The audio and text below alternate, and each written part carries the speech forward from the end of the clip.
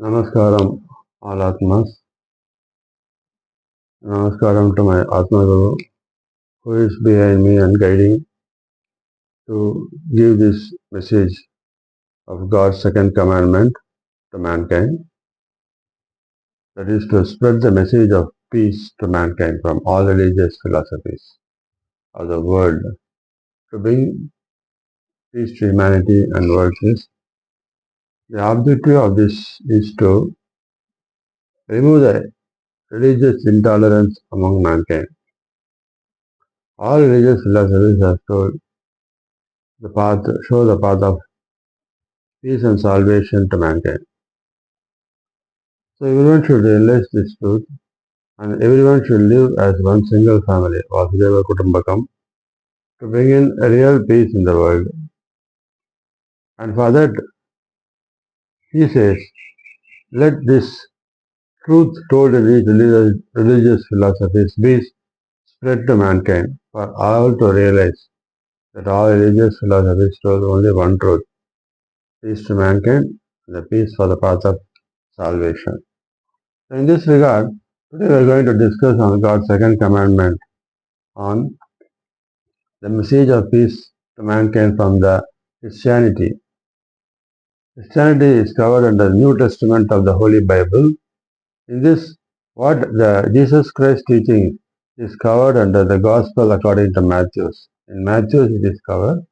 Here, Jesus Christ explains what is true happiness. So let us see what Jesus Christ has told to mankind about happiness. He says, happy are those who know they are spiritually poor. The kingdom of heaven belongs to them. What does it mean? The spiritually poor means those who feel that God alone knows everything. He is the ultimate. One who thinks that he is the servant of God. God has created them. And that's what he means by spiritually poor. Because God knows everything. We don't know anything. I only surrender to him. We learn from him. Those who surrender to him, for them, the kingdom of heaven belongs to them. That's what the spiritually poor means. That is, if you think that you know everything, then you are governed by ego. But if you surrender to God and take His blessings and take His guidance, then you are called as spiritually poor, and God will show you the kingdom of heaven. Happy are those who mourn. God will comfort them. So, those who mourn means what? That is, who mourn for giving their liberation. So those who surrender to God and seek liberation, God will comfort them and show the path. Happy are those who are humble. They will receive what God has promised. So one should always be humble in the sense they should be egoless. You should see God in everyone. So when you are humble, they will receive God, what God has promised them. What God has promised them is the path of liberation. So only you totally surrender and be humble to Him. You should not show ego. You should not show pride. You should not show that I know everything. Always surrender to Him. Happy are those whose greatest desire is to do what God requires. God will satisfy them fully. That is, who is really called happy is whose greatest desire is to do what God requires. What God requires? God requires only to be, you should be kind. You should be generous.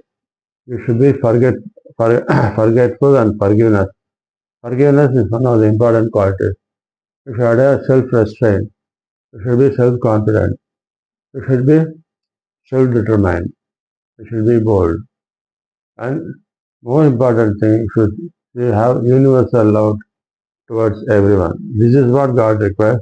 And you should extend help to the needy with wholeheartedness, not with pride. This is what God requires from you. If you fulfill this, God will satisfy them fully. One who does everything as an offering to God, He will support you. Happy are those who are merciful to others. God will be merciful to them. So always be merciful to everyone. Merciful means show love and kindness to everyone. So God will show that same love and kindness to you. Happy are the poor, pure in heart, they will see God. So always don't have any kind of vengeance, any kind of jealousy, any kind of hatredness against anybody. Always keep your heart pure with godly nature, with universal love, with universal brotherhood feeling. Such people can see God in them and God in everyone. Happy are those who work for peace. God will call them his children.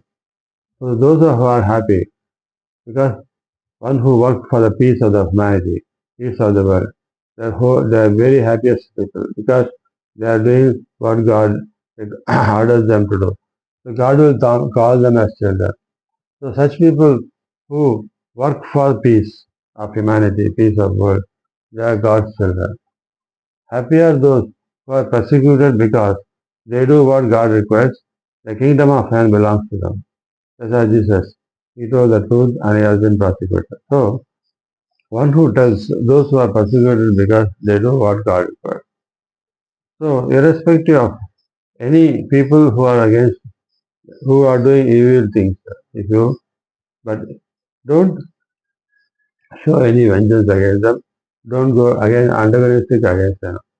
Tell the truth about the about the God and what the godly qualities one should imbibe in, so that you can turn an evil into a divine person. So, but such situation, God, the kingdom of heaven belongs to them. Happy are you when people insult you and persecute you and tell all kinds of evil lies against you because you are my followers. So, one who surrenders to me and follow my instructions in doing your duty without attachment, without expectations, by offering everything to me, the God. For them, no insult, no persecution by external forces will have any impact, and they will remain happy and in my